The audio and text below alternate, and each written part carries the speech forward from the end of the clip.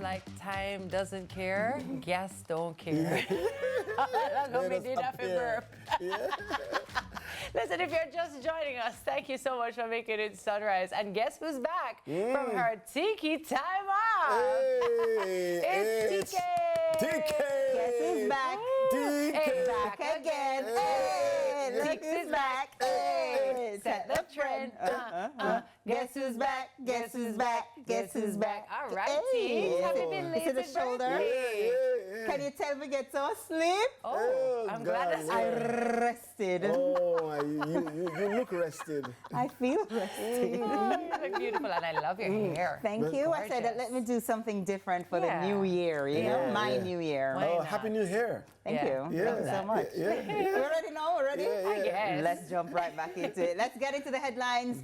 So, opposition raises alarm over mold crisis at KPH. Opposition spokesman on health, Dr. Alfred Dawes, is sounding the alarm over what he describes as a mold crisis at the Kingston Public Hospital, the KPH, calling for urgent intervention. Speaking at a People's National Party, a PNP media briefing on Tuesday, Dr. Dawes accused the government of downplaying the deteriorating conditions at the facility, which is the largest multidisciplinary hospital in the public health system and the main trauma center in the country. Dr. Dawes warned that failure to address the issue could lead to a shutdown similar to what occurred at Cornwall Regional Hospital in St. James, an outcome he says would place immense pressure on an already overburdened healthcare system. He's urging Health Minister Dr. Christopher Tufton to take immediate action to resolve the situation. It might become the norm this year for several different alarms to be raised for multiple reasons.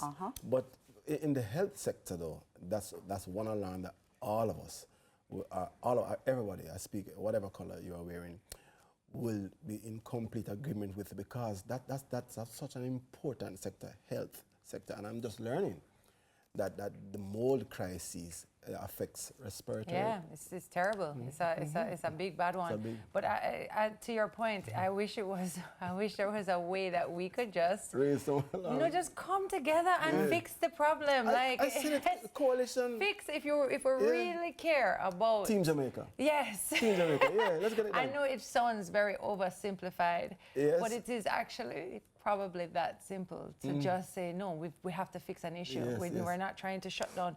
Let's fix it. Let's solve it. Let's resolve it.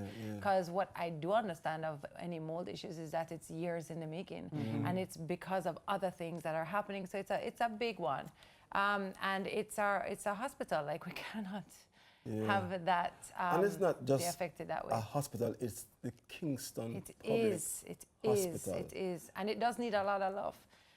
But like you said, I just wish it wasn't pointing fingers. Let's point it at ourselves and let's get it done. That's what I wish.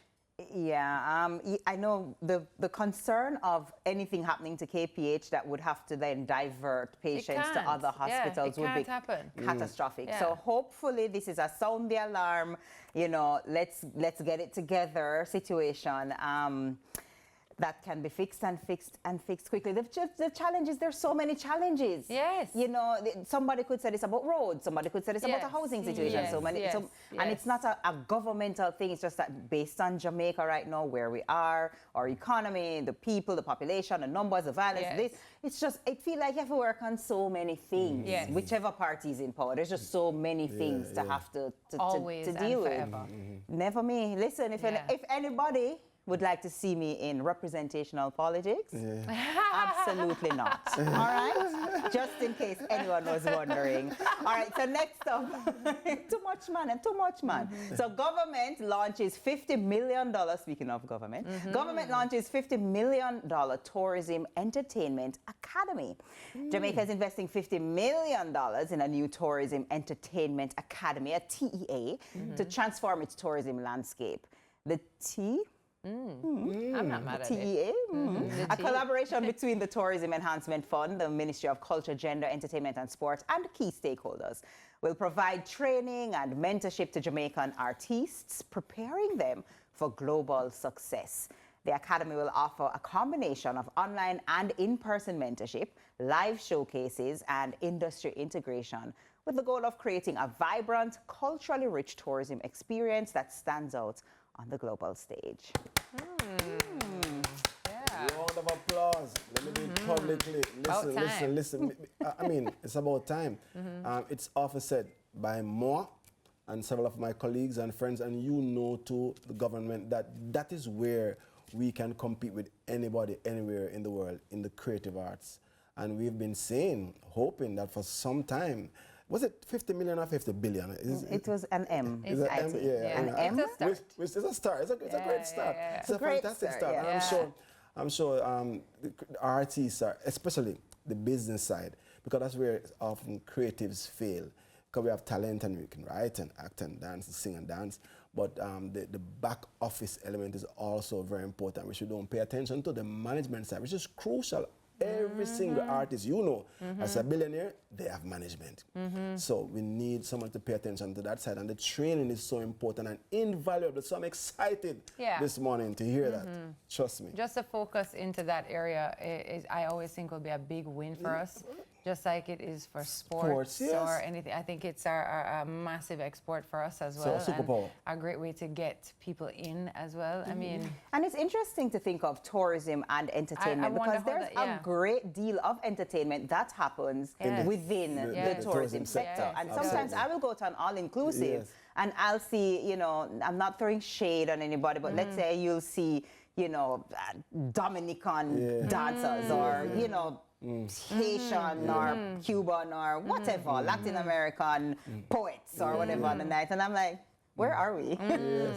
Why are there not Jamaican people providing Jamaican entertainment at a Jamaican resort? And I don't think I really go a lot of places and see other countries highlighted in the resorts that I go to. I don't think so. Maybe I could be, I could be corrected. But so I would love to see a lot more Jamaicans providing a lot more culture on these properties. Sounds good. It's good to see how this spills over into that and makes that wheel turn. Yeah, definitely.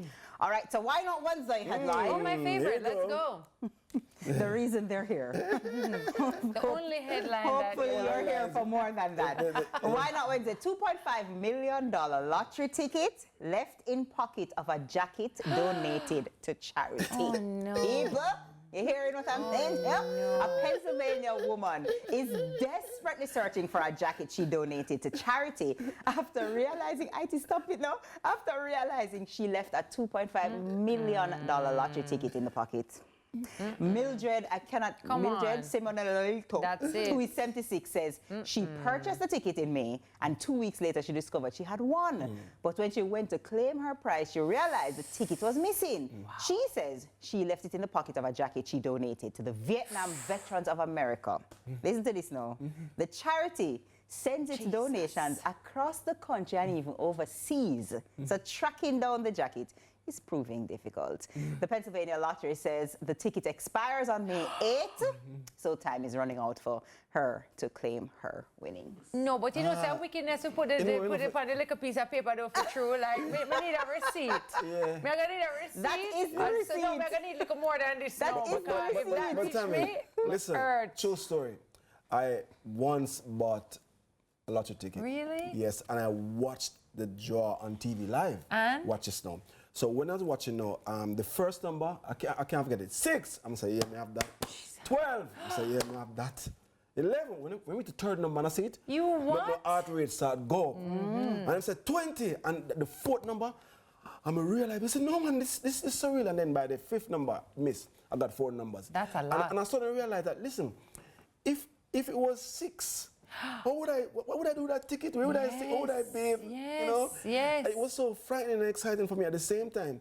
So I'm saying, I can just imagine how she's chasing down that jacket, and people are checking jackets now all over the world. It must be that she buys the same numbers every week, that she knows that, because you have people who just like, these are my numbers for life.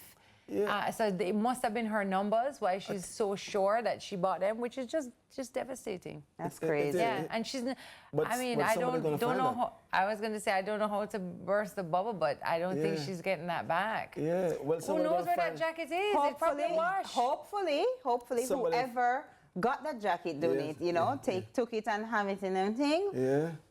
Congratulations on being a millionaire. We hope you do what's right with it, you know? I don't know. What else can you do? What do you do? Tough. Anyway, well, that's a wrap on that. That's what we're going to do. Hope a charity finds the money. I should give it to, all right, see, that's a wrap on the headlines, but don't you go anywhere. We'll be doing some, thank you, by the way, TK. Oh, no. Thank you, TK. You know. We'll be doing some spiritual, we're taking a break. We'll be doing some spiritual spring cleaning when we return in Wednesday service. So you know what to do. Stay with us. Stay. Stay.